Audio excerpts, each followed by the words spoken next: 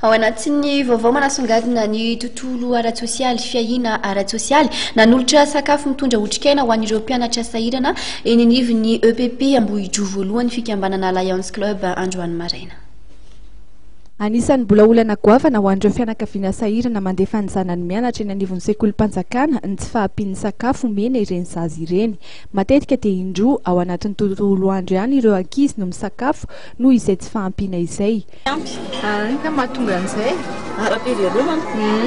raha hoanao manokana zao inona sakafo mena anazy zao? Kafe somofo fotsiny. Maraina ihany io. Maraina ihany dia indraindray izay indraindray tsisy amin'ny atoandro. Dia aiza ny zaza misakafo rehefa le hoe tsisy amin'ny atoandro reny sa hoe any tsisy fa manary fotsiny milalao eny ndraiky izy. Dia isany manampy anareo ve nefa le fanomezana ohatr'izao reny? Manampy. Manoloana izany zava-misy izany indrindra moa dia nanolotra sakafo miaraka amin'ny fanampin-tsakafo an'ireo ankizy izay beazina eny amin'ny sekolim-panjakana eny Ambohidroa I ny fikambanana Lions Club Vohitsara. Zava-dehibe ho an'ny fitombon'ny zaza ny fahazoan'izy ireo sakafo ampy ka izay indrindra no nahatonga ny fikambanana hiroso amin'izao asa soa izao.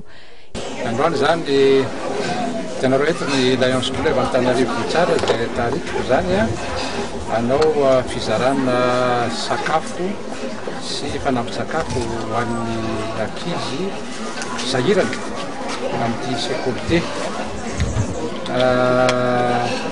averikely iray mandeha zany fa ny Lions Club zany dia fikambanan'olona vonona anampy ny mpiarabelona sy anampy ny sahirana. Zay zany ny antony natongavana eto anampy andreo ankizy ireo amin'ny sakafo raha malala fa ny tsy